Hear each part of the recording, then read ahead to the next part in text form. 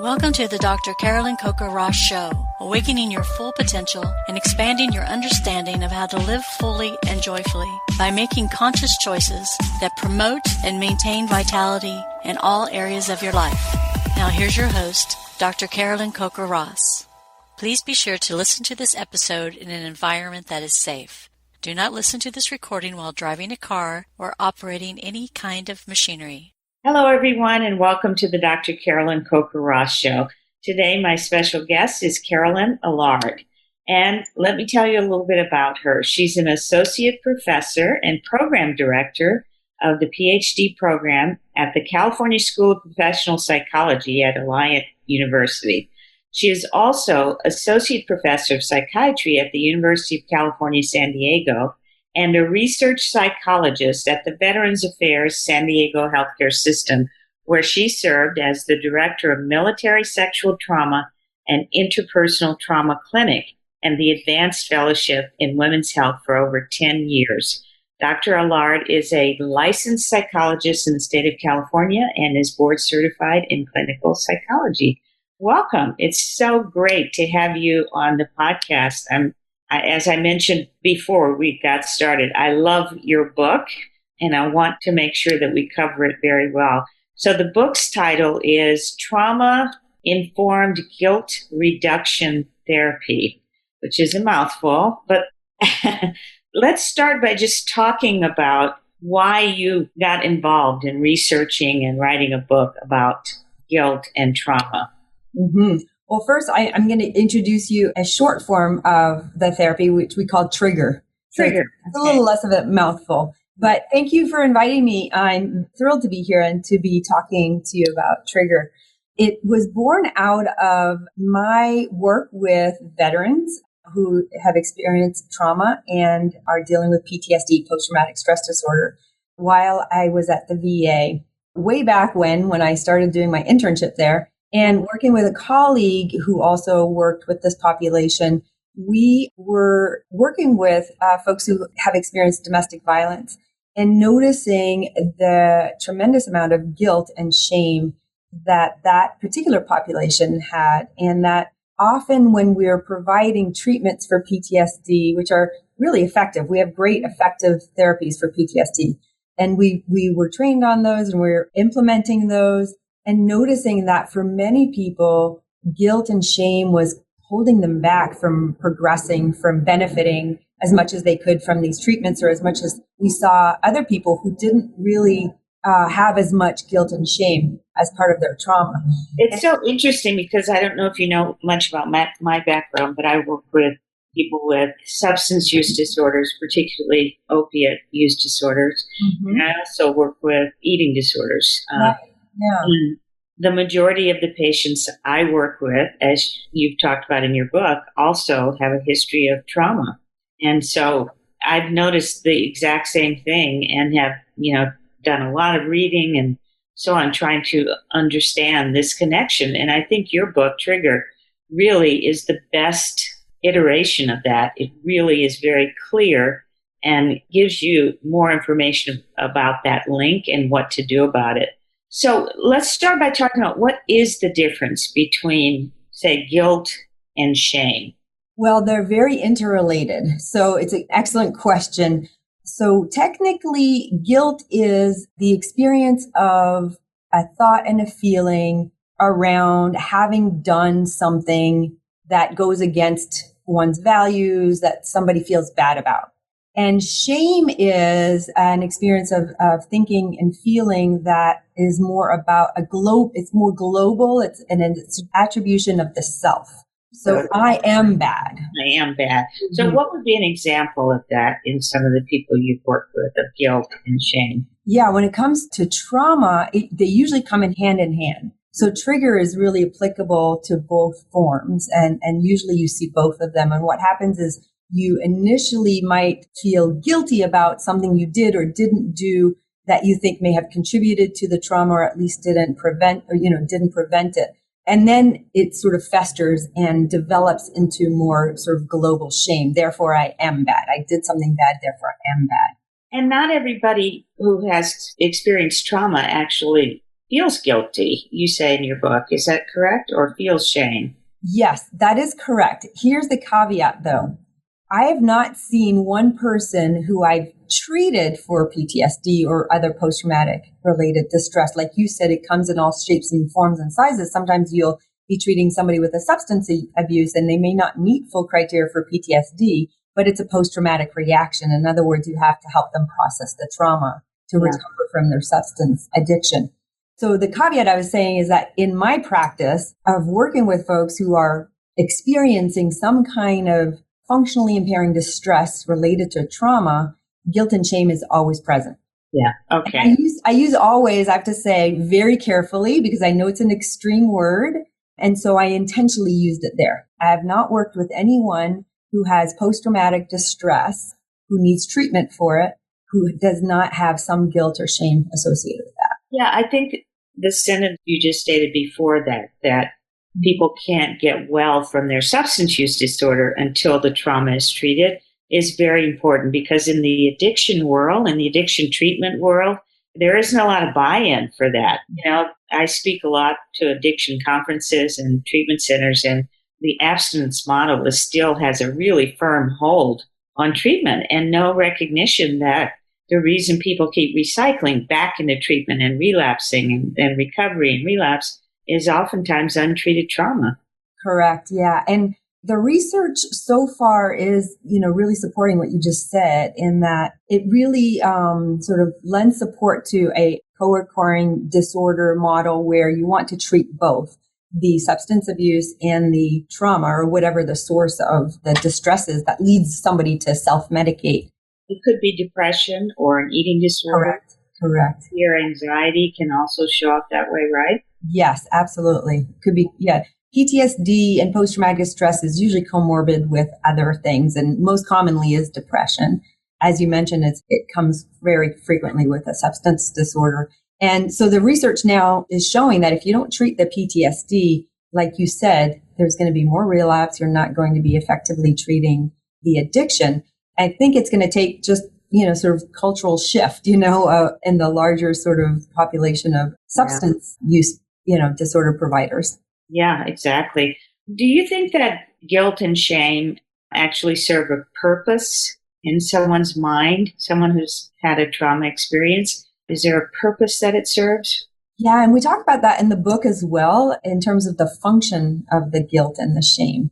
And it's helpful to help identify what that might be for an individual.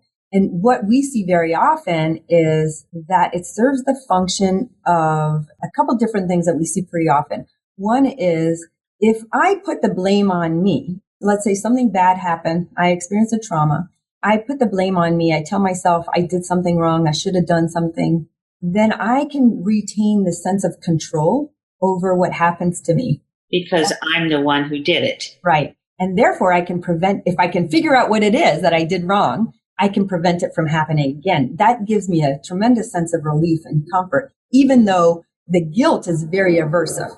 So the guilt is a problem, but it also serves a purpose. Exactly. Yeah. Which is why we think it's so common. It gives us the sense of control. The other function that we see that it serves often is people hold on to feeling bad in some way or other as a way to memorialize somebody they may have lost or somebody that was negatively affected by the trauma. So we see this often in combat veterans who've lost comrades, colleagues, and they feel like it's their burden, their cross to bear. And they may feel disloyal, I would think, if they stop feeling guilty. Exactly. Yeah. So we work through that, and we have some tips in the book on how to do that. Now, you talk a little bit in the book about how sexual abuse can show up somewhat differently than other traumas. Mm-hmm. How does that relate to shame and guilt in someone who's been sexually abused? Well, it does in lots of complex ways, as many things do, but I will talk about a couple of ways that we see it very commonly. One is that sex in our society is often just a source of shame. It's not something we talk about openly and freely, and we certainly have different sort of guidelines of what's allowed for men and for women to talk about and not talk about and feel about sex. And so it can just kind of, in and of itself, the topic of sex can produce feelings of guilt and shame. So that's sort of an added layer. But the other piece is that it's an interpersonal trauma, so that somebody is traumatizing you, is perpetrating this trauma. And often it's somebody that you know, somebody you're close to, somebody you're dependent on. And that even adds another layer in that we're social beings, we're dependent on other people. We're dependent on, so having some kind of status in the social, whatever social group we're in. And so often we need to maintain attachment to others. And so in the case of child sexual abuse, for example, this like epitomizes what I'm talking about here, which is what we call betrayal trauma, where you're dependent on somebody else. You're a child. You're dependent on your caregiver, parent, or another adult for your survival. Right. And normally if somebody sort of abuses me socially or misuses my trust, that usually triggers this sort of confrontation or withdrawal response, right? That's like my survival response in a social betrayal situation. But if I'm dependent on that person, then I need to shut that off to maintain attachment. So in other words, the natural response would normally be to avoid that person who has hurt you. Right. But if you're a child and that's your caregiver, you cannot do that. Correct. You have to maintain attachment. That has to supersede any other sort of adaptive response. Your number one job when you're dependent on somebody is to maintain attachment. And so that compels you to approach, not confront or withdraw. And so what we're finding in those situations, one of the ways that we can maintain attachment with somebody who abuses us, if we're dependent on them, is to put the blame on ourselves, right? So if it's not your fault, it's my fault. And I can maintain attachment to you. Yeah, like I can still be your daughter or your son because obviously it's my fault. I did something wrong. I did something wrong, or there's something so wrong about me that you have to treat me this way. Right. Mm-hmm. So it makes me think about a couple of things. One is adult children who've had alcoholic parents, where they may not have been sexually abused, but they've been neglected or physically or emotionally abused. Right. And is that a similar kind of dynamic? It is absolutely, yeah. So it falls under what we have termed, not me personally and my co-authors, but in sort of this research area, we call betrayal trauma, which is any situation where a trauma is experienced that is perpetrated by somebody that you have some kind of dependence on. So, like I said, child abuse epitomizes that because you're absolutely dependent on, but you can be dependent on your spouse. You can be dependent on your supervisor. In the military, we see this often with military sexual trauma or other types of trauma. So the same kind of dynamic occurs there where we see this as a coping, sort of how to maintain attachment as I put the blame on me. One other thing that comes to mind is I see so many female patients who have alcohol use disorder or have an eating disorder, and they have this experience. Maybe they've had childhood trauma, and then they get drunk or are using commonly benzos or other things that impair you, and then they are raped. Mm-hmm. And it's really difficult. It seems like the guilt and the shame really get stuck there and feeling like, well, if I hadn't been drunk, this wouldn't have happened. So it really is my fault. Yes. I'm really glad that you're asking that question because it does get more and more complicated. Once that trauma-related guilt is there and the trauma and that guilt is not processed, it sort of just snowballs. It just festers and snowballs and overgeneralizes. So that's one issue about what you're talking about is that anything that we don't process and we want to avoid, and this is the cycle that we talk about in TrIGR, the more we've got it. And so the guilt becomes more powerful. We try to tuck it away more. It becomes more powerful. It comes out in all sort of ways that we don't want it to. And it also generalizes. So now we start feeling guilty and ashamed about all sorts of things. So it causes us to look at ourselves differently. I have so many of my patients who feel I'm just not worth loving, or exactly. I have to climb this huge expectation ladder in order for anyone to care about me, or I'm worthless. Yeah, to overcompensate for that. And they're real tightly joined. Totally, yeah. And that's what happens is that folks do things to try to overcompensate for whatever they think their lack is or their defect is. They also don't take good care of themselves because they don't think they're worthy of it. They also engage in a lot of avoidance because there's so much distress that comes with guilt and shame. We talk about that in the book as being some of the most aversive types of negative feelings we can have. And so we want to avoid, and like you mentioned, self-medicate or avoid in lots of other ways. And what that does is we know that when we avoid, we don't just avoid one thing. Avoid also is overgeneralized. So if I want to avoid feeling guilty or ashamed or thinking about my trauma, I'm not going to be paying attention to any other feelings. And one of the things that guilt does for us, including guilt and shame, is it gives us information about our behavior and our environment and what we might want to change or not change. So I'm going to give you an example of like why guilt might be good and helpful in and of itself when it's not attached to trauma and trauma-related distress. We have guilt in the first place because it's informative and it helps us identify what our values are. So think of the situation where I'm working so hard at work and I miss my child's, first tap dance performance because, I have all these responsibilities and then I feel guilty about that, right? And that tells me, I had this value of being a really present mother. And so next time I'm going to rearrange my schedule or I'm going to really kind of think more about how much time I want to spend at work, right? So it's a very useful, functional. That way it's healthy. Yes, right. So you don't want to be avoiding it altogether, right? Right. So the problem is if it's a really distressing sort of guilt that's been festering and that's associated with trauma, I'm going to want to avoid it. But then I also then avoid the good part of the guilt, right? The functional part of the guilt. And then I act more and less and less in line with my values. Wow. I may neglect my daughter's next performance too. And you self-medicate that guilt each time with something else, whether it be a substance or food or fill in the blank. Yes, we are so good as human beings at avoiding. We've invented 1.5 million ways of doing it. So now you talk about something called NAGS, NAGS? NAGS, yes. NAGS. That's our model. That's our sort of the cycle, the way that we conceptualize and have seen this over and over again in our clients and also in some of the research that we're doing that supports sort of this model of, and it kind of follows on the question you had, is there a possibility for somebody to have a trauma and not experience guilt? And yes, there is.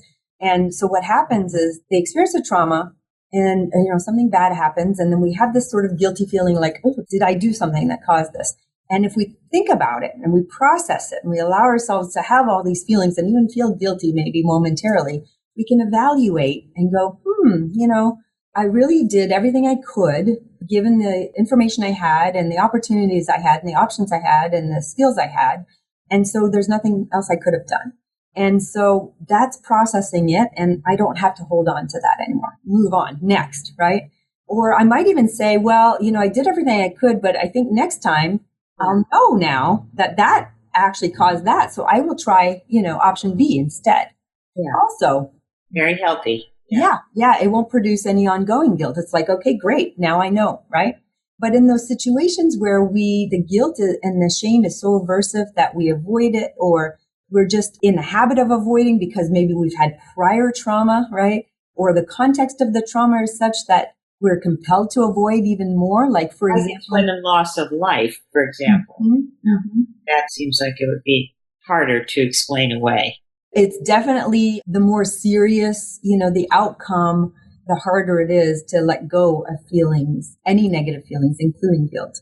But certain contexts, like if you're in combat and you just shot somebody, because they were attacking you, you don't have time to process that because you have to keep on guard because somebody else might be attacking you, right? Or somebody was lost, like you said, somebody's down. You can't sit there and mourn and kind of evaluate what you did or could have done. You have to keep going. So there's certain traumas like that, or like I was saying, betrayal trauma, where you have to pretend like it's not happening, or you have to put it on you in order to maintain attachment. Then that compels some kind of avoidance of the reality of it, right?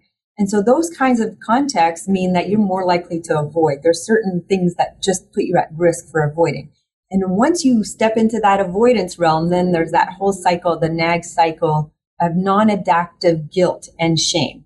Okay. Right? So there's an adaptive form of guilt and shame, and there's a non-adaptive form. And that's when you get stuck in avoiding, and therefore the guilt and the shame increases, and you act less and less in line with your values. So you're more likely then to feel more guilt and shame. And it's a cycle.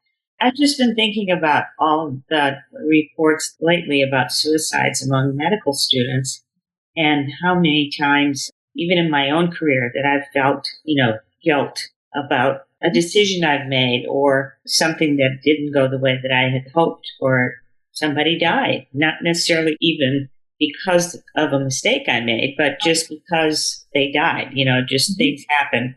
Yeah. And how difficult it is to wrap your head around the amount of responsibility that you have as a physician, which I would think it's very similar in many ways to what the military guys experience. Yes. Where they're in charge of, they're responsible for other people and other people's lives. And nobody really trains you for that. And they definitely don't train you for that in med school. Correct. Yeah, and in fact, in the military, they train you to feel guilty, right? They tell you you're absolutely trained to believe that if something happens, if you're a superior, it's your responsibility and you're going to be held accountable for it. And so when we work with those folks, we have to kind of really talk about what's the definition of responsibility and how accurately is that term used. And just because you're accountable for something doesn't mean you have control over something. So that's one thing. And absolutely for folks who are medical school students, who are medical providers, and we talk about this in the book as well, and there's growing research in this area in particular that we also review in the book, is that, yeah, absolutely, that folks do feel, that initial guilt of like, did I do something? Is there something I did that caused this? And if you don't process that, it can kind of lead to a nag cycle. And that's we're seeing that to be very common in medical providers. Yeah, I mean, in that case, the nag would be, I don't ever make mistakes. Mm-hmm. I avoid facing the likelihood that I could ever make a mistake. And I've seen a number of providers who go down that road, and that's not a healthy way to be either. It's not, and it also makes sense, though, that it's, I think, encouraged by some of the, sort of litigious culture that we have around, However, the malpractice companies are always sending us articles about how patients are less likely to sue if you admit that you made a mistake. That's right. And I saw some of that, the research and the studies that are looking at that, and I was so excited to hear that, and that some medical groups are adopting that because it does. And I was kind of putting myself in that place and of, a patient who something wrong happened to. And I thought, I would be much more ready to forgive somebody who admitted that they made a mistake. Just made a horrible mistake, didn't intend to, et cetera, et cetera, et cetera. So how do you treat these NAGs, non-adaptive mechanisms, when they are in the presence of something like an eating disorder or substance use disorder? Does that change your approach at all? Well, one of the nice things that we're finding about this approach is that it's transdiagnostic. So we're no longer just focusing on PTSD. So we call it like a post-traumatic stress, reaction, however that might present for you. If there's guilt and shame, related to that, then we will address the guilt and shame related to that. And we're less concerned about addressing each symptom and more the underlying, we're seeing really this might be a mechanism through which these symptoms present or develop. We don't really find that we need to change the strategy so much depending on what symptoms people present with. I don't know if you've heard of Gabor Mate and the work that he's done. And he says that trauma is the root for all addictions, and I include for eating disorders. I rarely see an eating disorder client or a substance use disorder client who doesn't have some kind of trauma. But his definition of trauma is, any loss of security, loss of safety, loss of a sense of peace or an essential part of yourself. And for the most part in my career, everybody's defined trauma as an event or a series of events or a chronic, situation that someone's in. I really, when you're talking about really kind of getting to the root and using this transdiagnostically, I think his definition of trauma also makes sense too, because For some people, there isn't one event that they remember. Right. They don't even remember, and yet they have all of the trauma pathology of someone who does remember an event. Are you seeing that too? Well, one of the things that I have seen in my years of practice is that it's not as important to me and my work with the client if their experience, their trauma, fits any definition neatly. It's more about the impact of the experience on them. And so I don't spend a lot of time figuring out, does it fit the DSM criteria? Does it fit that criteria? And I spend more time assessing their perception of it, the impact of it on them, and whether or not, guilt and shame are part of it. And then that helps me decide how to target what's going on. Well, I know in your book you describe a very elegant way of approaching these issues, and particularly approaching guilt and shame. If someone is listening and they've been going through kind of the guilt-shame spiral, what are some of the first steps that they can take to really start the healing process? Well, one of the first steps that we encourage is addressing the avoidance. And so continuing the avoidance, you already know, I would talk to my clients, like you already know where that leads you. You can do that all by yourself. You don't need me to help you with that. And you know exactly the outcome of that because you've been doing it in some cases, for decades. And so what we propose is the opposite of that. It's the opposite of avoidance, which is confronting. And we have systematic ways of doing that in a supportive way. On the other hand, somebody to be ruminating over, something terrible to happen. Usually, this is so bad that it happened to me. Right. And usually people are stuck with avoidance or rumination, and a little bit of both. And it alternates throughout the day, sometimes even frequently.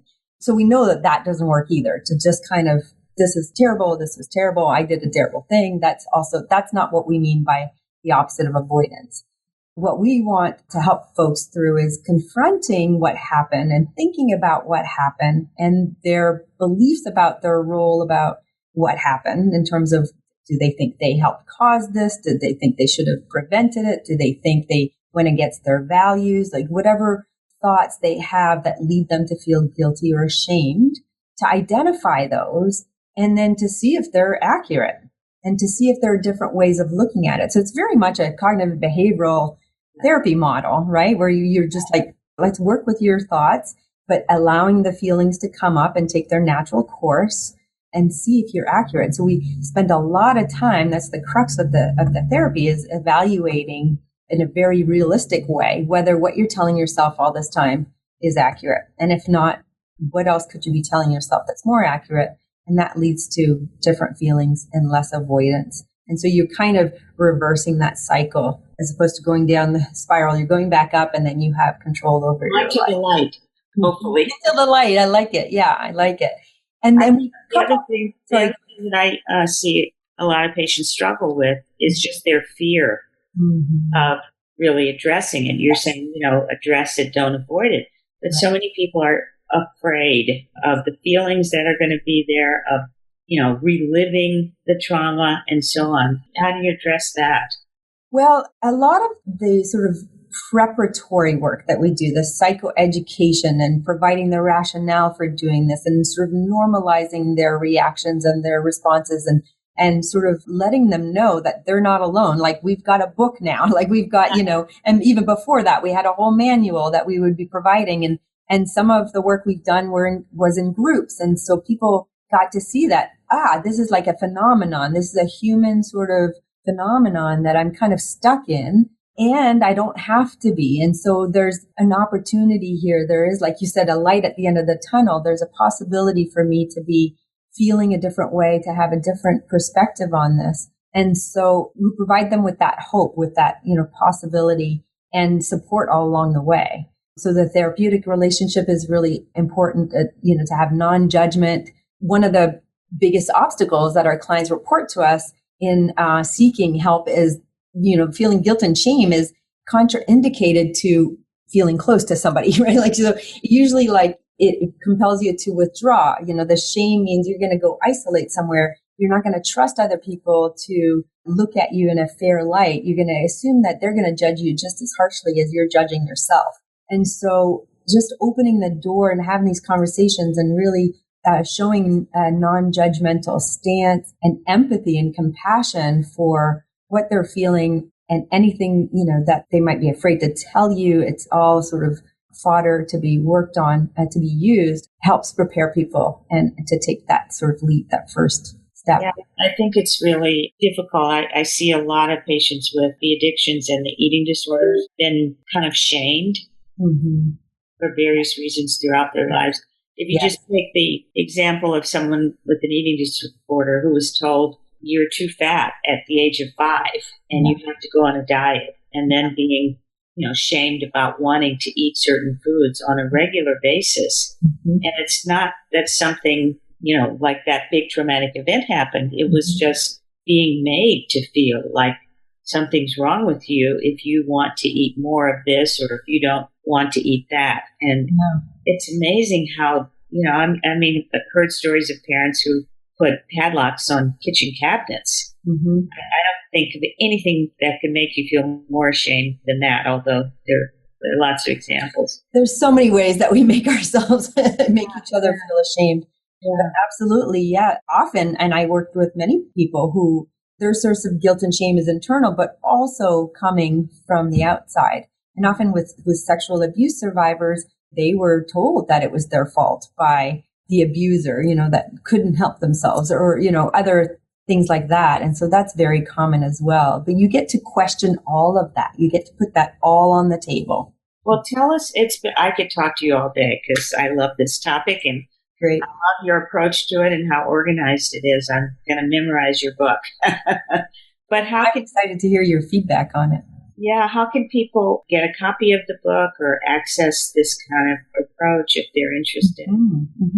Well, the book is available, finally, yay, through the publisher, Academic Press, Elsevier, but also Amazon and any other sort of online. Give us the name again, that mouthful. Trauma-Informed Guilt Reduction Therapy, or TrIGR for short. And the subtitle is Treating Guilt and Shame Resulting in Trauma and Moral Injury.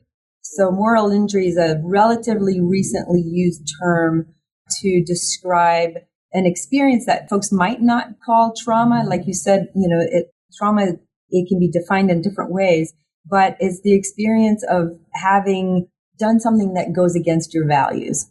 Can you give an example? I don't know if that would be clear to people. Yeah, it actually was born out of combat military psychology we're seeing in combat veterans who had to shoot to kill when one of their values is, I will not murder people, like I value life.